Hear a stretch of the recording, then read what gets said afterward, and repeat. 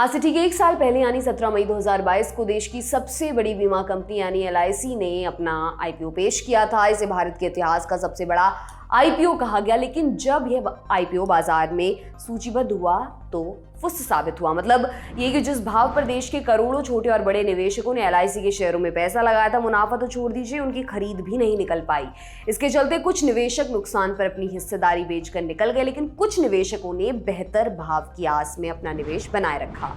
अब इस आईपीओ की लिस्टिंग को करीब साल भर बीत चुका है, लेकिन इसमें पैसे लगाने वाले लोगों को और तगड़ा झटका लगा है। आज के खर्चा पानी में हम इसी पर विस्तार से बात करेंगे, जानेंगे कि भारत के शेयर मार्केट के इतिहास में गेम चेंजर के तौर पर बताया जाने वाला यह आईपीओ निवेशकों के लिए अशुभ साबित क्यों हुआ और पिछले एक साल में इस आईपीओ में निवेश करने वाले लोगों की कितनी पूंजी डूब चुकी है। जानेंगे ऐसा क्या हुआ कि जब शेयर मार्केट पूरे साल बम बम रहा तो भी एलआईसी के शेयरों में भारी गिरावट देखने को मिली। इसके अलावा एक और जरूरी खबर पर बात करेंगे, जानेंगे कि अडानी हिंडनबर्ग मामले की जांच के लिए सुप्रीम कोर्ट ने सेबी को अब कितनी मोहलत दे दी है। नमस्कार, मेरा नाम दिव्यांशी सुमराव है। आप देख रहे हैं दी लंदन टॉप का डेली फाइनेंशियल बुलेटिन खर्चा पानी।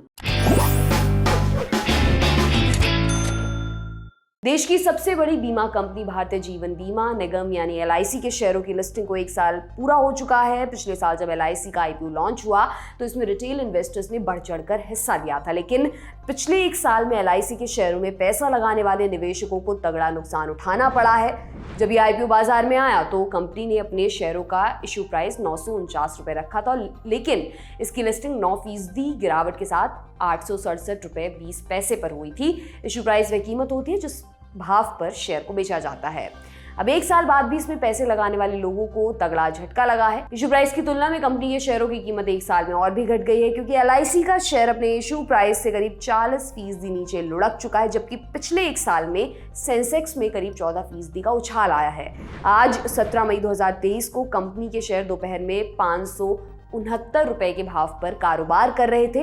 इस तरह से एक साल में शेयर ने निवेशकों के करीब 2.5 लाख करोड़ रुपए डुबा दिए, क्योंकि इस दौरान एलआईसी का कुल मार्केट कैप 2.5 लाख करोड़ रुपए घट चुका है। अब एलआईसी का मार्केट कैप घटकर 3.59 लाख करोड़ रुपए रह गया है, जबकि आईपीओ की लिस्टिंग के समय एलआईसी का मार्केट कैप 6 लाख करोड़ रुपए था। लिस्टिंग के समय रिलायंस इंडस्ट्रीज, टीसीएस, एचडीएफसी और इन्फोसिस के बाद एलआईसी देश की 5वीं सबसे बड़ी कंपनी थी। इस समय एलआईसी 13वें नंबर पर आ चुकी है। पिछले साल 4 मई को एलआईसी का आईपीओ सब्सक्रिप्शन के लिए खुला था। 21,000 करोड़ रुपए कीमत वाला यह आईपीओ देश का अब तक का सबसे बड़ा आईपीओ था। यह आईपीओ 9 मई को बंद हुआ था। इसके जरिए सरकार ने एलआईसी में अपनी 3.5% हिस्सेदारी बेची थी, जिससे सरकार को 20,557 करोड़ रुपए मिले थे। कई लोगों ने इसमें पैसा लगाया था, लेकिन साल भर बीतने के बाद भी निवेशकों को निराशा ही हाथ लगी है, क्योंकि शेयर का भाव आज भी खरीद भाव से काफी नीचे बना हुआ है। आपको बता दें कि लिस्टिंग के बाद भी इस कंपनी की 96.5% हिस्सेदारी सरकार के पास है। एलआईसी मार्केट कैप के हिसाब से देश की 15 टॉप कंपनियों में शामिल है। इस बारे में हमने मार्केट एक्सपर्ट संतोष कुमार से बात की, सुनिए उन्हें। एलआईसी में जो जिस तरह से निवेशकों का नुकसान हुआ है, उसमें हम इसको 2 तरीके से देखें। अगर पहला है कि आप देखें कि कंपनी में जब सरकार ने अपनी हिस्सेदारी बेची तो उसमें 3.5% की हिस्सेदारी बेची गई और अभी भी सरकार के पास 96.5% की हिस्सेदारी है। और एज पर सेबी रेगुलेशंस किसी भी कंपनी को लिस्ट होने के लिए एटलीस्ट जो है 25% का फ्लोट, मतलब मार्केट पार्टिसिपेंट्स 25% होंगे और प्रमोटर की हिस्सेदारी मैक्सिमम जो सीलिंग है वो 75% का है। इसका मतलब है कि सरकार को ओएफएस के द्वारा अपने शेयर्स को और ऑफलोड करने पड़ेंगे। और जब कभी भी सरकार की तरफ से इस तरह की किसी भी शेयर्स में सप्लाई की संभावना रहती है तो वो कंपनी को देख लें तो ज्यादा आउट परफॉर्मेंस नहीं करता है। पहला तो ये रीजन है। दूसरा रीजन जो है इनके कुछ फंडामेंटल्स के ऊपर है। डेफिनेटली इंडिया की सबसे बड़ी जो है इंश्योरेंस कंपनी है, लाइफ इंश्योरेंस कंपनी है, सबसे बड़ी एसेट्स है इनके पास। लेकिन जिस चीजों को हम लोग फंडामेंटली देखते हैं किसी भी इंश्योरेंस कंपनी को, जब हम आकलन करते हैं तो हम देखते हैं कि उसका एम्बेडेड वैल्यू में किस तरह का ग्रोथ हुआ है। अब एम्बेडेड वैल्यू को समझना है कि एम्बेडेड वैल्यू होता क्या है। वो जब से कंपनी का निर्माण होता है और अभी तक टिल डेट जब एम्बेडेड वैल्यू कंपनी डिक्लेयर करती है तब तक जो है एक तरह का बिजनेस जो किया है कंपनी, और आने वाले दिनों में जो फ्यूचर में उसको लाभ उससे हो सकते हैं, क्योंकि एलआईसी की पॉलिसी 25 साल से 30 साल तक का एक अनुबंध होता है अपने लाइफ, जो भी इंश्योरेंस होता है, लाइफ इंश्योरेंस करती है जिनसे, तो 25 सालों तक का एक कैश फ्लो होता है, और उस कैश फ्लो से जो पैसा कमा सकती है company as on this day, उसको हम एम्बेडेड वैल्यू कहते हैं, जो कि फ्यूचर प्रोस्पेक्ट होता है। और इस एम्बेडेड वैल्यू में लास्ट ईयर से लेकर अभी तक, तो सितंबर 2021 में जो उन्होंने एम्बेडेड वैल्यू दिया था, उसके बाद सितंबर 2022 का जो एम्बेडेड वैल्यू मिला है हमको, उसमें केवल और केवल 1% का ग्रोथ हुआ है। मतलब business as such, shareholders के लिहाज से कोई ग्रोथ नहीं देखी गई है।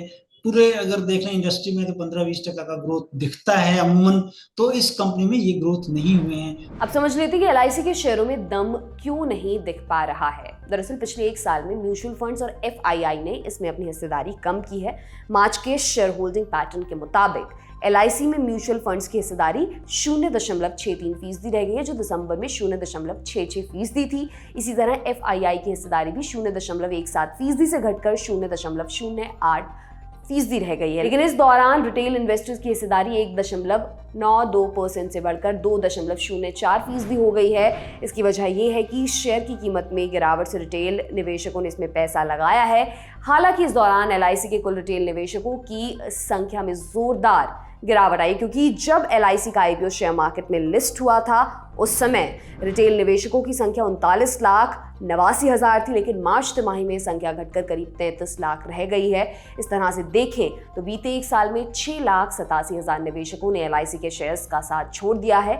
इसके अलावा बीते एक साल में इंश्योरेंस सेक्टर काफी सुस्त भी रहा है।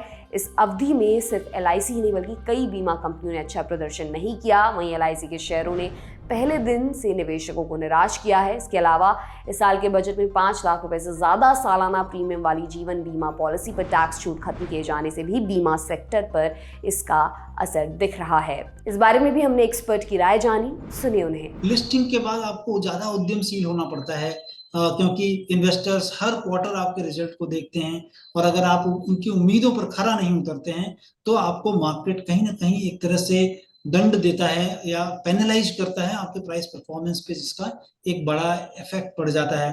तो ये सारी चीजें हैं जिसके कारण कि हमको ऐसा आभास हो रहा है कि पेटीएम जैसा या फिर पुरानी, जहां पर वैल्यूएशन एक्जूबरेंट हो गए हों, जबकि एलआईसी की अगर हम बात कर लें तो यहाँ पर आप देखेंगे कि इनका एम्बेडेड वैल्यू 5 लाख करोड़ के ऊपर का है, जो कि अमूमन अगर प्राइवेट में देखा जाए तो हम देखते हैं कि उनके एम्बेडेड वैल्यू से कितने गुना ज्यादा कंपनियां ट्रेड हो रही हैं। एलआईसी की बात है तो एम्बेडेड वैल्यू से डिस्काउंट पे ट्रेड हो रहा है, मतलब लोग इसको डिस्काउंट पे भी नहीं लेने चाह रहे हैं। तो मतलब स्थिति कुछ इस तरह से है, ये वस्तु स्थिति अभी है कि एम्बेडेड वैल्यू के नीचे भी लोग खरीदने को तैयार नहीं हैं। आप देख लें इंस्टीट्यूशनल या संस्थागत निवेशक जो हैं उनकी भी हिस्सेदारी या भी उनका भी पार्टिसिपेशन बहुत ही नगण्य रहा है।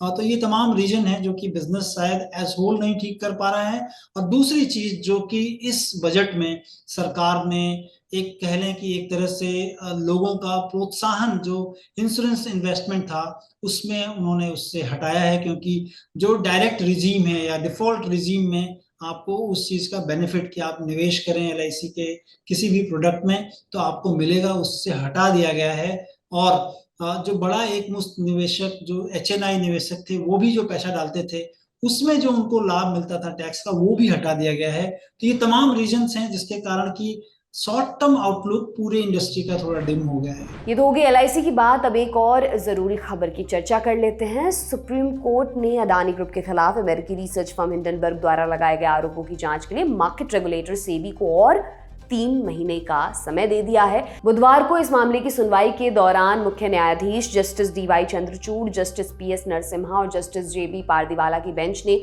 जांच के लिए 3 महीने का समय और देने की मंजूरी दी। सेबी की ओर से सॉलिसिटर जनरल तुषार मेहता ने अपनी दलीलें पेश की। अब सेबी को अपनी जांच रिपोर्ट 14 अगस्त तक सौंपनी होगी। आपको ये भी बता दें कि सेबी ने सुप्रीम कोर्ट से इस मामले में विस्तृत जांच करने के लिए 6 महीने का अतिरिक्त समय देने की मांग की थी। ये था आज का खर्चा पानी दोस्तों बुलेटिन आपके लिए लेकर आए थे हमारे साथी प्रदीप यादव। आप अपनी राय यहाँ कमेंट बॉक्स में जरूर दें। अगले एपिसोड तक अपना खूब ख्याल रखें। बहुत बहुत शुक्रिया।